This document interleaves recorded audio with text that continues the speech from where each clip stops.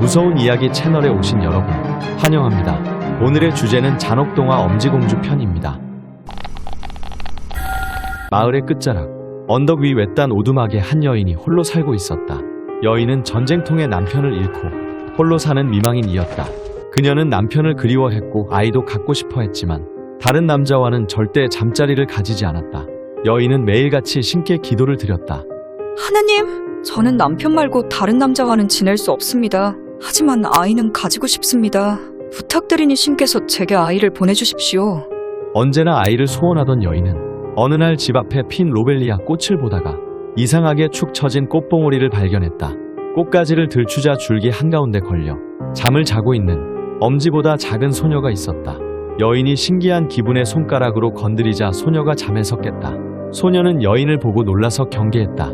그러자 입은 두꺼비같이 크게 벌어졌고 큰 입안에는 이빨이 장미 가시처럼 뻗어났으며 손톱 발톱도 날카롭게 솟아났다. 여인은 놀라서 주춤했으나 곧 소녀의 굶주린 모습이 눈에 들어왔다. 소녀는 오랫동안 고생한 듯 비쩍 말라 있었고 얼굴도 거칠했다. 여인은 품에서 비스킷을 꺼내 잘게 부수어 소녀에게 주었다. 배고파 보이는구나. 이 비스킷을 먹으렴. 소녀는 경계를 늦추지 않으면서도 냉큼 비스킷 조각을 입에 넣었다. 여인은 기뻐하며 나머지 비스킷을 손바닥에 올린 채 소녀에게 내밀었다. 소녀가 비스킷을 먹기 위해 손바닥에 올라타자 날카로운 발톱이 살을 찔러 피가 나왔다. 여인은 고통을 느꼈지만 소녀가 비스킷을 먹도록 참았다. 예, 우리 집으로 가면 맛있는 게 더 많은데 나와 같이 가지 않으련? 소녀는 그 말에 손톱 발톱을 집어넣고 여인의 말을 알아들었다는 듯 고개를 끄덕였다. 그렇게 여인은 엄지만한 소녀를 집에서 키우게 되었다. 소녀는 낯선 일을 경계할 때를 제외하고는 사랑스러운 아이 모습 그대로였다. 여인이 소녀를 손가락으로 쓰다듬으며 물었다. 너는 이름이 뭐니? 그러자 소녀가 대답했다. 저는 이름이 없어요. 어디서 왔니? 꽃들 사이에서 왔어요. 여인은 알 수 없는 운명 같은 것을 소녀에게 느꼈다. 앞으로는 나랑 살자, 소녀야. 너는 작고 예쁘니 이름은 엄지공주로 하자꾸나. 소녀는 여인의 말에 너무나 기뻐서 외쳤다. 네, 여인은 엄지공주가 신이 보낸 자식이라 확신했다. 비록 직접 낳은 아이는 아니지만 가슴으로 낳은 자식이라 여기고 세상 그 누구보다 사랑으로 키우리라 다짐했다. 그렇게 한 해가 지나고 두 해가 지났다. 엄지공주는 여인의 사랑을 받으며 살았다. 여인은 엄지공주를 위해 작은 옷도 만들어주고 산책도 데리고 다녔다. 엄지공주는 여인을 위해 노래를 부르고 다정하게 속삭였지만 고양이에게 공격받으면 발톱을 드러내며 내쫓았다. 다만 의문스러운 것은 저 작은 몸으로 어떻게 성인 남성보다 더 많은 양의 음식을 먹을 수 있는지였다. 어느 날이었다. 마을에는 홀로 떨어진 집에 여인 혼자 산다는 소문이 퍼졌다. 그 소문은 마을 불량배들의 귀에 들어갔고 그들은 미망인을 인신매매단에 팔아버릴 계획을 하게 되었다. 날이 저물어 오두막 근처에 아무도 없을 때 불량배들은 오두막 문을 부수고 들어갔다. 누구세요? 누구인지는 알 것 없고 순순히 따라와라. 불량배들은 거칠게 여인을 끌고 갔고 반항이 심해지자 머리를 망치로 내리쳐 기절시켰다. 여인을 들쳐매고 집안의 귀중품을 챙기려고 뒤지던 찰나 한 불량배가 엄지공주를 발견했다. 이게 뭐야? 손가락만한 사람이잖아. 엄지공주는 불량배들이 행여나 엄마에게 해코지할까봐 경계심을 드러내지 못하고 있었다. 자세히 보니 꽤 예쁘장하잖아. 이런 걸 비싸게 주고 살 사람을 알지. 세 장 하나 가져와봐. 불량배들은 세 장의 엄지공주를 집어넣었다. 엄마가 인신매매단에 팔려갈 때 엄지공주는 울부짖으며 지켜보았다. 그리고 엄지공주가 든 세 장도 어느 귀족의 집에 팔려갔다. 엄지공주는 귀족의 집에서 끔찍한 광경을 보았다. 방 곳곳에서 약에 취해 알몸으로 나뒹구는 여자들이 있었고 그 중에는 어린 소녀도 있었다. 엄지공주는 자신이 이곳에서 어떤 일을 당할지 깨달았다. 귀족은 두꺼비 같은 얼굴을 세 장에 들이밀며 신기한 듯 엄지공주를 쳐다보았다. 그동안 별별 여자를 담았다고 생각했는데 이런 건 생각도 하지 못했군. 아주 재밌네. 귀족은 세 장을 열어 엄지공주를 꺼냈다. 그리고 엄지공주의 옷을 찢고는 엄지공주를 자신의 약물에 가져다 댔다. 엄지공주는 그때까지도 머릿속에 어떻게 엄마를 구할까 온통 그 생각뿐이었다. 바닥에 알몸으로 널브러진 여자들을 보면서 자신의 엄마도 그렇게 당할 것이란 생각이 들었고 마음에서 조급함이 피어오르기 시작했다. 그러던 찰나 귀족이 자신의 소중한 옷을 찢어버리자 이성을 잃었고 귀족이 엄지공주를 약물에 갖다 댔을 때 발톱을 드러내 귀족의 손을 찔렀다.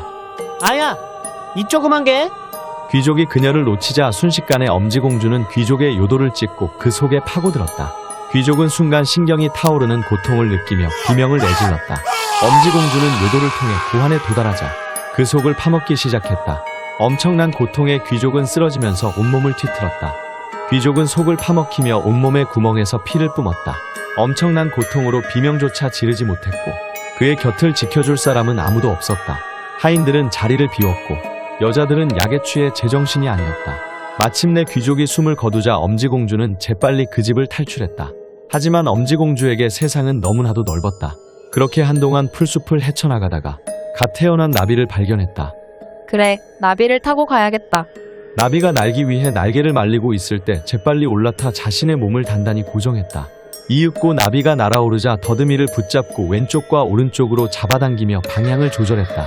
그렇게 한동안 날아다니다 마침내 불량배 중 한 사람의 집을 발견했다. 마음이 급해진 엄지공주는 나비를 착지시키기 위해 양날개를 찢었다. 그렇게 창가에 떨어진 엄지공주는 창문 안을 들여다보았다. 창가로 엄마를 강제로 끌어냈던 불량배의 얼굴이 보였다. 엄지공주는 입을 크게 벌리고 가시 같은 이빨을 드러내며 단숨에 불량배의 귀를 파고들었다. 뭐야 이거? 불량배는 갑자기 귀에 무엇인가 들어오자 놀라 머리를 흔들어댔다.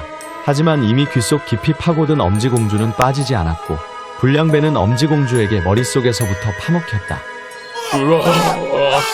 불량배의 귀에서 피가 분수처럼 뿜어져 나왔다. 엄지공주가 턱에 힘줄을 파먹자 불량배의 턱이 빠졌고 엄지공주는 그대로 입 쪽으로 파먹으며 내려와 볼을 크게 한 입 베어 물었다. 그렇게 불량배는 얼굴 곳곳에 구멍이 뚫리면서 죽었다. 복수에 성공한 엄지공주는 다시 창가로 빠져나왔다. 온몸이 피에 절여져 있었지만 상쾌한 기분이 들었다. 창문 밑에 매달려 있는 풍뎅이가 보이자 엄지공주는 창문에서 뛰어내려 풍뎅이의 딱딱한 등껍질에 올랐다. 이번에는 풍뎅이의 날개를 잡고 조종하다 엄마의 머리를 내리친 불량배를 발견했다. 풍뎅이의 목을 비틀어 착지한 엄지공주는 두 번째 불량배 집에 들어갔다. 불량배는 코를 골며 자고 있었다. 엄지공주는 깨지 않게 살며시 불량배 곁으로 간 뒤 송곳 같은 손톱을 드러내며 단숨에 코 속으로 파고들었다. 그리고 코 천장을 발톱으로 찢었다. 길거리 싸움을 하며 자주 코피를 흘리던 불량배였으나 평생 동안 흘린 피보다 더 많은 양의 피가 코로 뿜어져 나왔다. 엄지공주는 그대로 머릿속을 파고들어 뇌를 파먹기 시작했다. 불량배는 두통을 넘어서서 고통과 어지러움에 구토를 했고 토사물에 이어 피를 개워내기 시작했다. 이윽고 온몸이 마비되며 죽었다. 두 번째 불량배의 집에서 빠져나온 엄지공주는 엄마가 보이지 않아 걱정되기 시작했다. 불량배들의 집을 찾을 수 있었으나 엄마는 없었기 때문이다. 그러다가 꽃밭에서 씨앗을 쪼아먹는 제비들을 발견하였다. 엄지공주는 창가에서 뛰어내려 제비의 등에 올라탔다. 제비가 놀라 날개를 푸드덕 댔으나 엄지공주가 손톱을 세워 제비의 등에 꽂아 넣으니 이내 얌전해졌다. 제비는 이내 날아올랐다. 그렇게 마을을 하늘에서 내려다보던 엄지공주는 세 번째 불량배를 보았다. 엄지공주를 새장 속에 가둔 불량배였다.